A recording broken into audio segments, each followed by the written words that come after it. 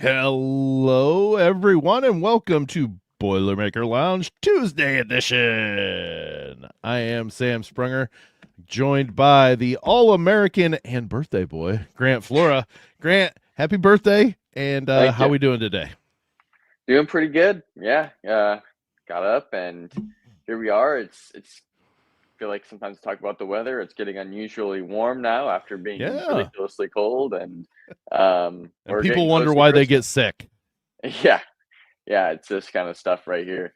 But yeah, it's getting close to Christmas. Boilermakers are just about wrapped up with their non-conference slate. Got one more game um, about a week from now, and Right. then we're getting into Big Ten play. So kind of that time of year where it's almost like you feel the transition, and the kind of first half or so is about done, and getting into the thick of it now.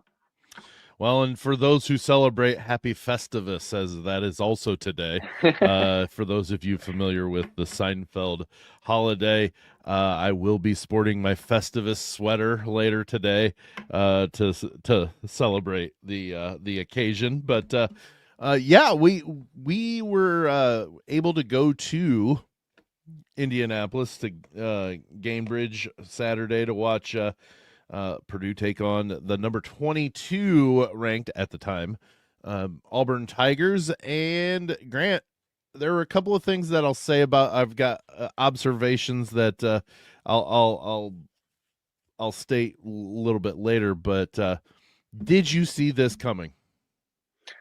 Um, no, not like it's not like I was expecting this to be the probable outcome, but I did think Purdue would win. I did think they would, have a good game. And if you told me it would have been something like this, I wouldn't have been like completely shocked.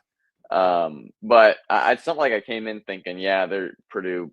If they don't win by 25, I'm going to be surprised. Like it was like us see a good game from Purdue, but Auburn's going to kind of hang around a little bit, and Mhm. that really wasn't the case. So it was overall just a really good performance in that aspect for Purdue, and it's a really good win to propel them into the Big Ten season. Because last year, this is when they took the two losses to A&M and Auburn, and we had a lot of questions heading into Big Ten play.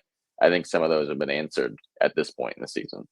Yeah, and back when we were getting over the Iowa State loss and talking about um, how the Boilermakers could get to the point where, okay, you just look at it as an anomaly, what happened. Uh, we stated a convincing win over Minnesota, a convincing win over Marquette. And then I said, as long as they win, not comfortably, but win convincingly enough to where even I even said, even if it's 7, 8 points, that I would consider basically the Iowa State game as an anomaly of, yeah, they might have lost it still, but the 23 points was not indicative of actually how good each team is compared to one another. And I wouldn't, the panic button, my hand got away from the panic button entirely because of their next 3 games. And you know what? They succeeded in those first two, and then they exceeded what I expected against Auburn. And there's a couple of things that you know told me I should have thought that this was going to be a blowout. But 88-60, third straight game that the Boilermakers have held their opponent to 60 points or less. I think that's really telling on, okay, we really took it personally that Iowa State was able to just basically do whatever they wanted at Mackey. Yeah, definitely. That's probably part of it, and it's just defense has been a huge focal point for this team all Right. season long. Is like the area where they aren't as strong, and if they're going to be a championship contender, they've got to get better in that area. And so they definitely appear to have done that. Now, at the same time, Minnesota, Marquette, neither of those teams are the greatest offensive teams in the No. world, and Auburn is obviously really strong, but at the same time, they don't have the same type of threats that Iowa State Mhm. does. So that's helpful. But yeah, I think they definitely kind of emphasized that, and they even talked about it a little bit in the post game press conferences after the Indy Classic, and they brought up that stat, and they acknowledged like, yeah, it's been good to see that, but there's still a lot of areas to improve and a lot more ways to go to get that to be better. So, but it is definitely very encouraging to see that, especially just like Jacobson getting back in there and blocking shots, and Right. guys able to defend the three a little bit better. So, yeah, overall, for sure, a huge improvement from Iowa State. So let me get to the couple of observations that if I would have thought about it and actually realized it, I would have said Purdue's going to win by 30.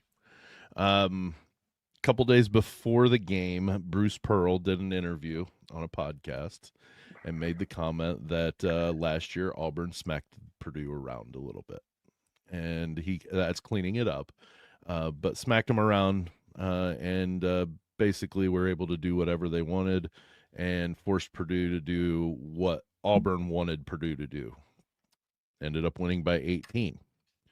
Had I known, see, I assumed it was, don't worry about it. We're a better team. No, they took it personally. They took that to heart and took it personally. During the post game, Trey Kaufman-Wren and Dustin Schutte wrote about it, so some of you may have even seen the article about it. He made the comment that it was great to win by that much, but I wish we would have won by 50. That right there just says to me they took that personally. Prior to going into the presser, I came down and we were on the 100 section level or 100 level and had to come down an elevator into a hallway right next to where the press conference came. Well, Purdue was coming down the hallway going to their locker room, and you hear somebody yelling something, and basically using the same word that Bruce put in front of slapped Purdue around.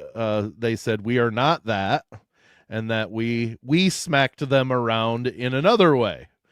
And I see he walking by. It's Fletcher Loyer, and he's yelling it in the hallway. So, like, if I'd have known, I guess I should have known, but had I thought that it was that personal, I would have said, yes, this is going to be a 30-point game.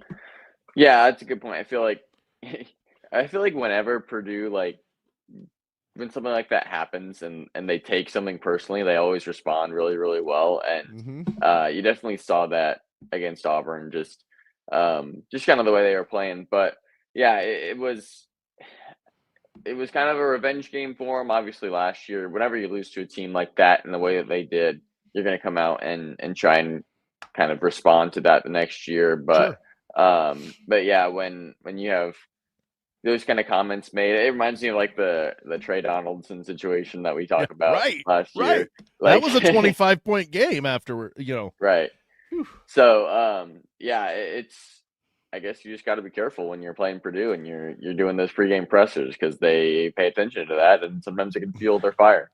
My question is did Bruce Pearl's son, is it Stephen Pearl? Is that Stephen Pearl? I wonder if afterwards he made a call to dad and said, "Don't ever talk about anything that happened while you were coaching, because you know what? They made that a living hell on us." Because Purdue, basically, they won both halves by 14 points and just kept pouring it on and pouring it on.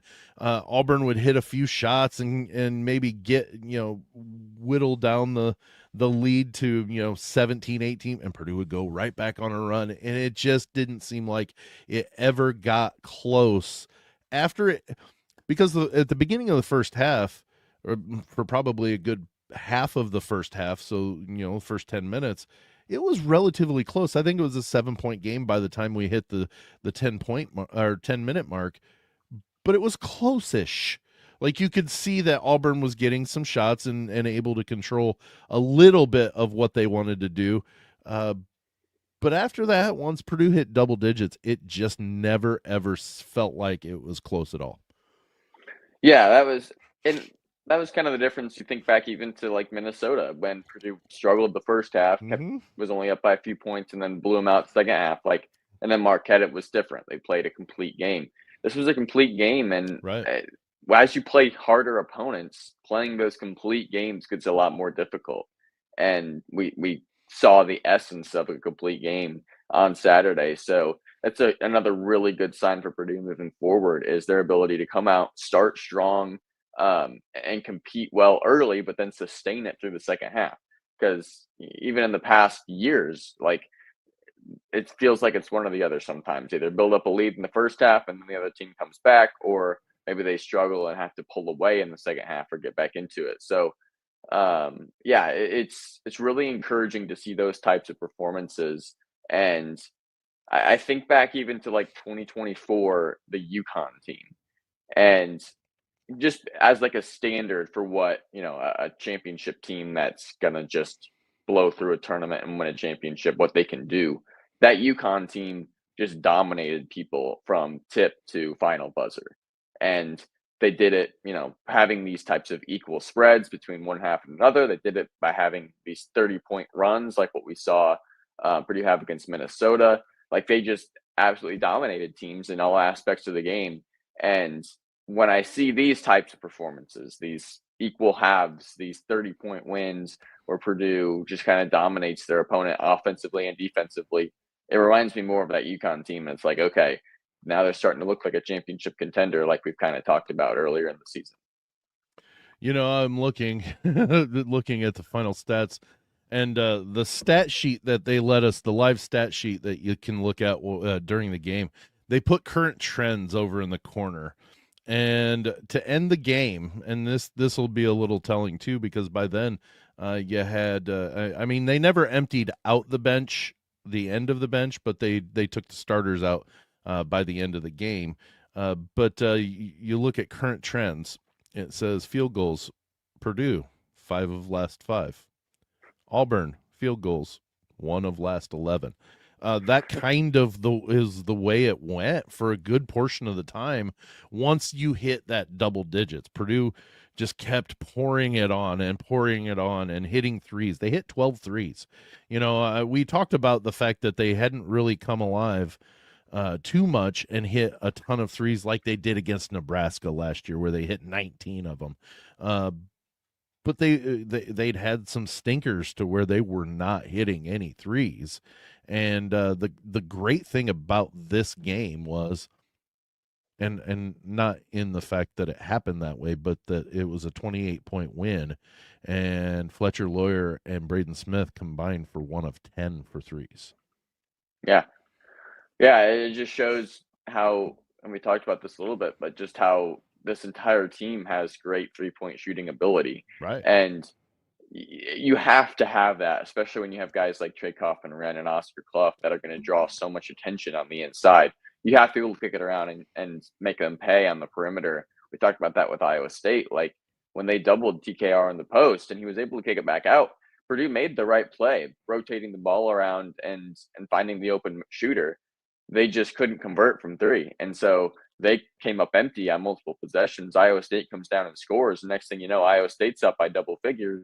Even though Purdue was making good offensive plays, they just weren't executing and converting the opportunities that they were able to create. And so when you have guys like Jakari Harris and CJ Cox that can knock down multiple threes for a piece in this game, like that changes your offense from a consistency level, from just the ability to put points on the board when you need it. Like going forward, these guys being able to consistently make open shots is going to be a huge part of what this offense wants to do. This is how close the game was, Grant. Auburn had 1 minute and 13 seconds of lead time. Wow. Purdue, there were 0 ties other than 0-0, obviously. Excuse me. But Purdue led the way, 37 minutes and 44 seconds worth of time. So that's the tied 0-0. There was a few seconds in there that, just a few, not many. But that's like, that's pretty incredible to the fact that that Purdue, minute 3 was time tied. Pretty impressive domination by the Boilermakers. Let's talk a little bit about first off, the free throws. I mentioned this during post game with Dustin and you on Saturday night. In a game where free throws were not consequential, hitting those, but they still hit them. They went 10 of 10. Now, you did mention that only Fletcher Loyer and Braden Smith shot free throws. So that helps to have your two historically better free throw shooters, because this year Braden's not been the best, one of the best. So, but Fletcher is. But still, the fact remains is they hit all of their free throws. That makes me feel, especially with the fact that Braden was 6 of 6, and he's the one of our great free throw shooters that has struggled in a good portions of the season. And I say struggled at a 70% clip. So you take that for what it's worth. But at the same time, he's going to be the one shooting free throws down the excuse me, down the stretch when maybe Purdue needs to have those free throws. So it's good to see him start to maybe get over that a little bit, and it's one game.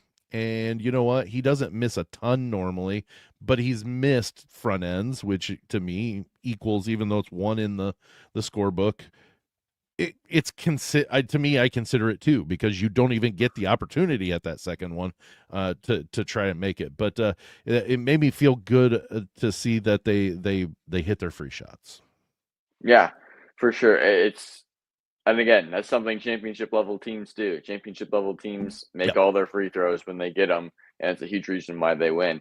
So yeah, that's something to continue to look at and watch for. But it's you've had kind of the inconsistency of like some games they do great and some games they do pretty bad. Like we've talked about Oscar Clough and how good of a free throw shooter he's been. He's still around 80%. Yeah. And but I think even TKR, like he's shot better overall this season from the line, at least just basically off an eye test. I don't know if the numbers even support that, but it looks like he's shooting a little bit better than he has in the past, which he's been pretty.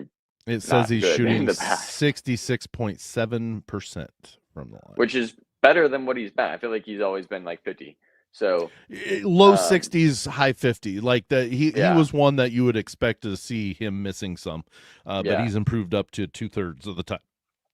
So yeah, like they're getting better in that area for sure. But like you got to be able to trust, if you go to the line 20 times, the team's going to make like 17 or 18. It's really where we want to be. Yeah. That would be 85 to 90%. I think in an ideal world, that's where you're at. And obviously, it's hard to like actually get the percentages to show that if you look at a season stat sheet. But like in big games, when you go to the line 20 times, you got to knock down 17 or 18 at least. So, and I would say that depends on who it is. If it's an entire team and you get a good smattering of who takes it, if you can hit 15 of 20, depending on who, even if your poor free throw shooters are part of that, if you can hit 15 of 20, I wouldn't be upset with it. But if you've got your higher free throw shooters, you need to be making 17 or 18 of them. Yeah, especially like when you're in the Final Four and you're trying to close out a team that's, like a Houston or something like that. So, you want to be capable of that. And I think they're getting there, especially depending on who takes them. Yeah.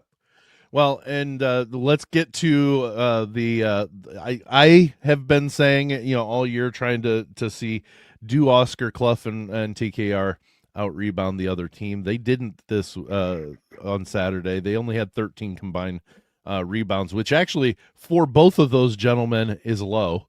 But as a team, let's see, Purdue out rebounded Auburn by 11, 36 to 25. But TKR and Oscar Clough did not dominate the boards like they have, and I would assume still will going forward in many games. But the stat, Grant, and Dustin Schutte even added to that afterwards on Sunday. Braden Smith, 14 assists, the entire Auburn team 13. He out-assisted the entire Auburn team. It was very clear that he was the best player on the floor, even though he wasn't the one scoring the points. Yeah, he was just doing everything. He manipulated defense really well, made some just tough passes that like you don't necessarily expect normal players to make, average players to make. Like just cross court skips and overhead bounce passes and stuff that were really good. And then you had the one where they broke that press right away. It was the first possession Auburn was in that press, and Braden got it. Basically, they whoever was guarding him, I forget who it was, kind of overplayed it. Braden got behind them. The pass went over and he got it. And then all of a sudden he's got like a 2-on-1, 3-on-2 break. Basically, Right. they had an advantage. So he dribbled all the way down. Just an easy lob to Jacobson. But at the same time, that pass was on point because Murphy knew it was coming. And Murphy kind of like went up to try and contest it once Braden threw it. Like he wasn't committing to Braden, but Braden still put it right where it needed to be. Jacobson flushes it home. But that was a good example of just like as soon as Braden got behind his defender way back in the backcourt, like he just knew he was going to have Jacobson open for a 2-on-1 lob dunk. And so he just sprinted down the court and made it happen. Those types of just, head plays basically is what they are. That's kind of what he was doing in that game. So yeah, really good performance from him. And then, not to take anything away from it, but you start to look at kind of how that happens. Like the majority of Purdue's offense runs through Braden Smith. And so he's the one that's going to get those assists because he's the one who's making those decisions and finding the guys. You look at the percentage, like he had 14 of Purdue's 21 assists. Right. Like that's Right. that's 2/3. And that's a pretty normal thing is for him to have that many of Purdue's assists. So, yeah, when you get all those opportunities to get assists and then you make a lot more shots, like Auburn had 21 made field goals in the entire game. Like, so like 13 assists on 21 field goals, when you look at just like the ratio, isn't like terrible. No. And it's just you don't make as many shots. The defense does well for Purdue. They don't get as many assists, and Purdue is clicking. So Braden got a lot. Tahad Pettiford, the point guard for Auburn, 1 assist. They're actually the leader in the clubhouse for Auburn was Elijah Freeman, who had 3 assists. But I was doing the ratio, the assist to turnover ratio, Saturday for Braden Smith, 4.66 repeating to 1. So like almost a 5 assist to 1 turnover ratio. He gets 1 more assist, he is at 5 to 1. I've heard Coach Painter say you want at least 2.5 to 1, for it to be a successful game or whatever. And he was almost twice that. And there were missed opportunities at other assists, and there's going to be every game, but the fact that Fletcher Loyer received probably 3 or 4 passes on his 7 attempts from threes from Braden Smith, and he missed them all. So like it's to me that is just an amazing stat that he had that many assists without any assistance from a 3-ball from Fletcher Loyer, and he found him multiple times to make a 3, and they just didn't fall for Fletcher. Yeah, he was probably the one player that had an off night, and I think I talked about this in the post game reaction, but like he's just kind of done this throughout his career. Yeah. Like I feel like every year he's had a stretch of games where he's just not on from 3, and he just kind of struggles to score, and it's like, oh, what's going on? Purdue looks like a different team without him playing well. But then he always responds, and he always comes back and plays really well later on in the season. And Right. so I've come at this with the idea, like, if this is his rough stretch and then he turns the corner and is playing better by Big Ten season and he just carries that all the way through, I think like that's going to be great. And the fact that it's happening now when it's earlier in the season and Purdue is still winning, like outside of the Iowa State game, they're still winning. They're playing great. To have that happen now is just like it would be the time for it to happen. Like it's better than if it happens while they have to play Michigan or Michigan State. Exactly what I was getting ready to say. For that. Yeah. You don't want IU to come into Mackey and have that be 0 for 7 and they needed 2 of them, or whatever, so and yeah, it's if he's going to go through it, let it be now. To where, yes, the games matter. I'm not saying they don't. Don't come at me saying, well, blah, blah, blah. No, I just they didn't need Fletcher Loyer to win this game. And in his scoring aspect. Again, He is one of the leaders. He's the vocal leader of this team. And I know during the post game we brought up, somebody posed the question, should they consider taking Loyer out of the starting lineup? All three of us said no. But I did put the caveat of that is a valid and good question. It's something you have, and I took some flack about that as well. That no, it's not a valid question, and no, it's not a good. It is, because if you're not reevaluating your roster at all times, you're not doing your job. So the fact that Loyer has been struggling some from the field, you should evaluate it. And you know what? He still is a plus over anybody that they would put into the starting lineup. That's my take on it. The fact that, yes, you should evaluate it. Yes, it is a valid question. He's struggled for a few games shooting. Is he still more valuable as a starter than if he were coming off the bench? Absolutely. I am not saying that they should even consider it to the point where it's almost pulled, the trigger's almost pulled. I'm saying you need to evaluate it, and rightfully you should as a coaching staff, and go, yep, nope, we're good. Because it's something that you should be evaluating your roster all year long. That's why CJ Cox is now the starter compared to Jakari Harris at the beginning of last year. Harris was the one that started the season as a starter. But during the season, it came through that CJ Cox was one deserving of the starting position, and he started 2/3 of the season last year. Yeah, it's an interesting thought. There have been times where, I've thought even with Fletcher's ability to shoot, like sometimes you just need more of the defense and physicality that Cox and Harris can bring. Right. But I don't think. I don't think that warrants a starting lineup change. And it's just Fletch has that ability, kind of like you talked about, where like his ceiling for his scoring is so high, and you never know exactly what game's going to be his game. That you leave him in there. Talked about his intangible stuff like his leadership and vocal. This is the way that he kind of leads and communicates in the court.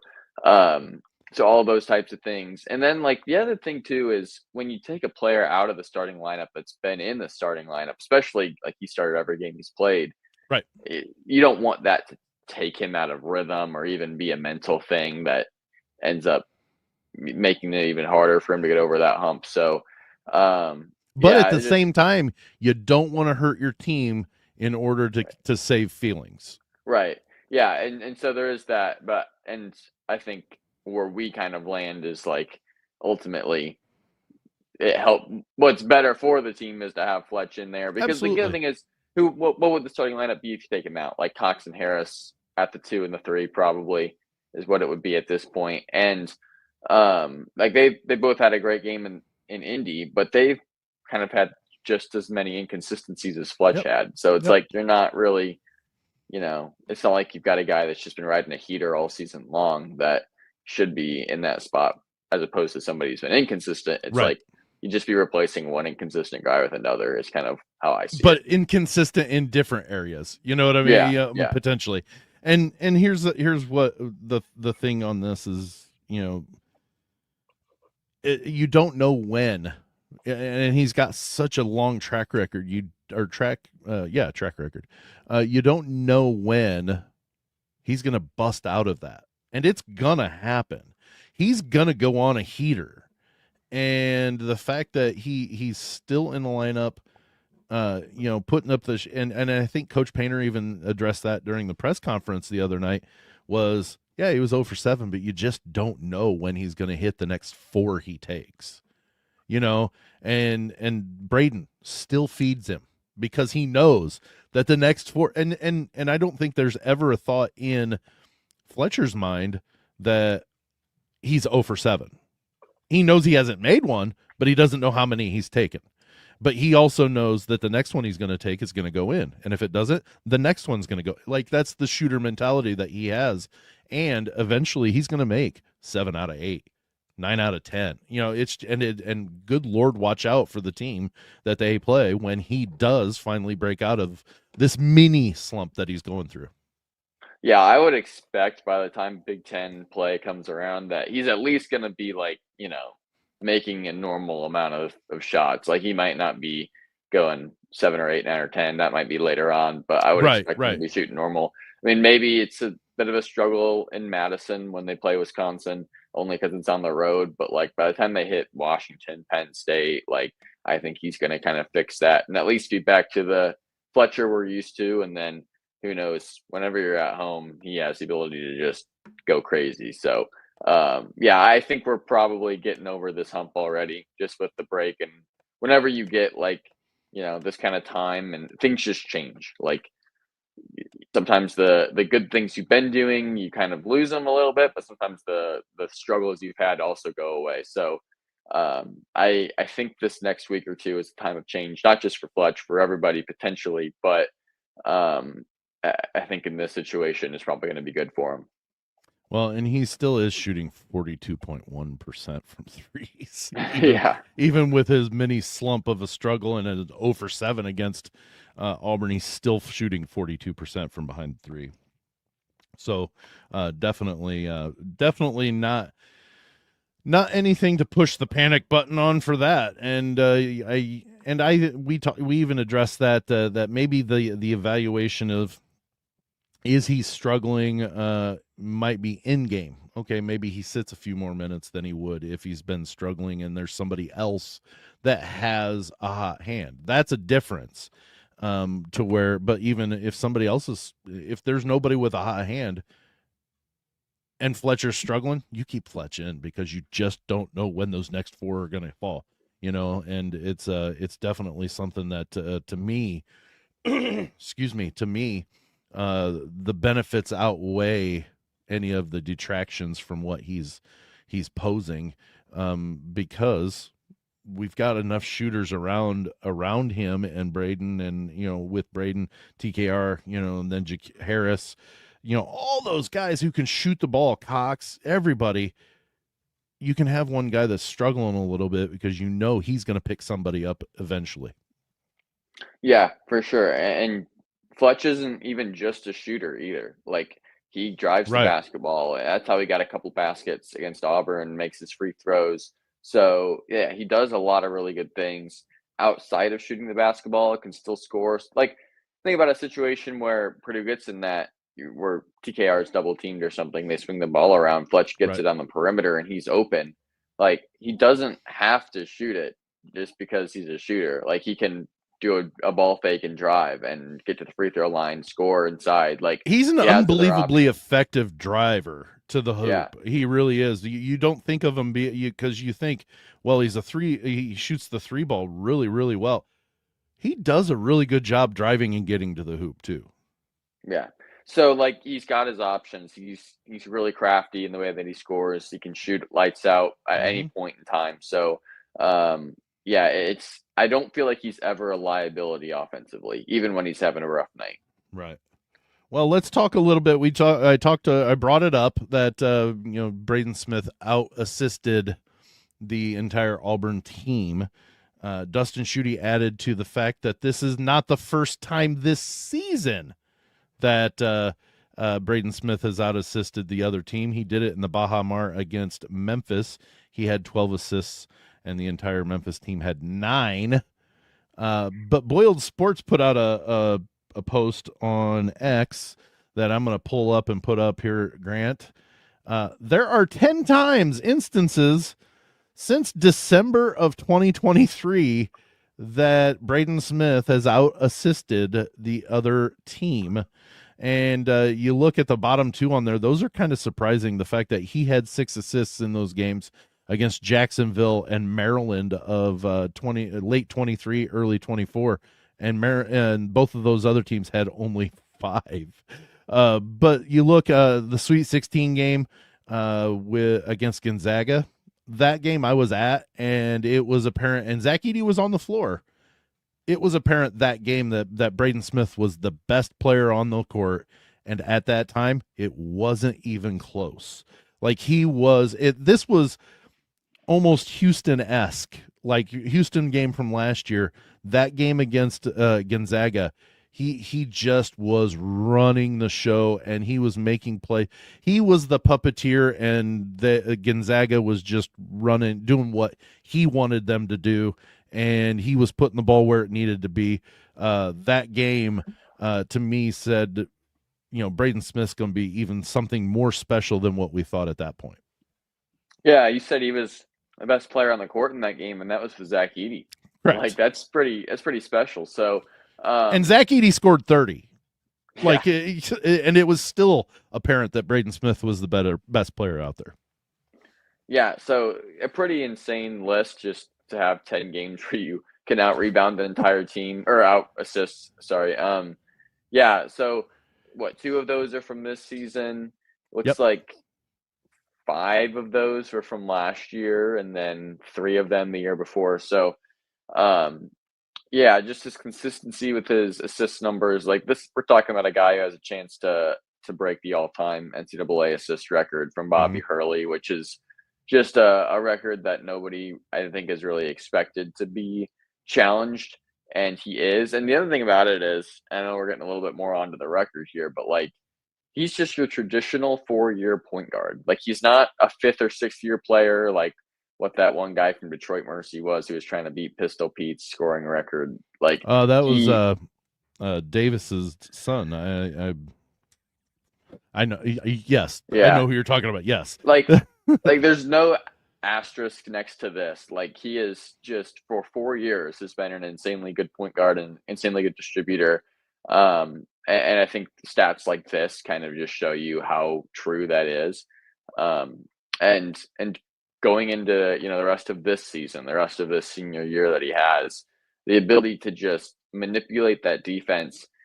It's something, even if you scheme like defensively and you have good players, like when you have a player like Braden that can just figure that out and carve it up, like there's really not a whole lot you can do. It puts more of the control in the hands of Purdue and their offense than the defense of the opponent. And so if you do your job and you execute, then Purdue can score on anybody when you have a player like Braden. What I think is makes him even better, and honestly, I haven't done a ton of watching. I know BYU's got a kid, I can't remember his name, but he's really darn good. Boozer for Duke's good. There are a lot of great ball players, but Braden Smith, the fact that he can put up 25 or he can put up 20 assists in a given night, it just depends on what Purdue needs from him. To me, makes him the best player in the country, because you know what? He knows, and he even talked about it. It's my job to run this offense and get the ball to who needs it. Well, if nobody else can hit a shot, he knows that he needs the ball. So like he's and I don't know, you can't self-distribute it to yourself, but you can make that decision to say, you know what, it's my night, I need to score. And when he does that, he still has the smoothest dribble drive and pull up jumper, because he'll go up, he'll spin and do a fadeaway, and probably with 65% consistency from 12 to 15 feet, maybe even 17 feet, he hits the shot. And that's even when he's struggling. He hits that shot pretty well. He has one of the best ball fakes in the country that I've ever seen. Period. And it's just the fact that he can pretty much do it all, and he does it at will. Like it doesn't seem like, especially as he's gotten older, that he gets flustered as much as he did when he was a freshman. He got flustered at times, and you could see it, and that was the knock on him. And he took that to heart, and he wears that chip on his shoulder, probably even still today, to the fact that, you know what, I'm going to make sure nobody ever says that I make the wrong decisions now.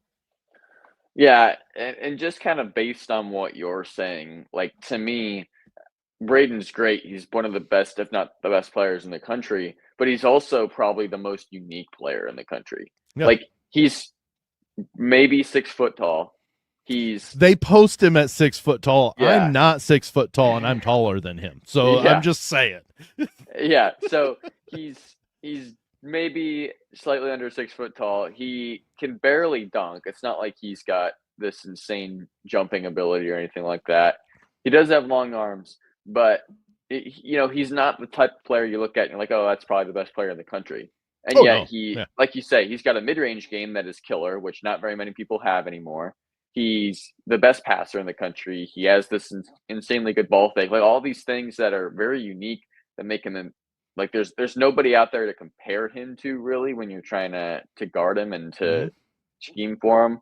And it's just all the things that you can kind of develop as a player that maybe you aren't given as far as just natural ability, talent, like size and strength and stuff like that. But like he's developed these skills and this knowledge and the fakes and the shooting and all these things that have just made him so good.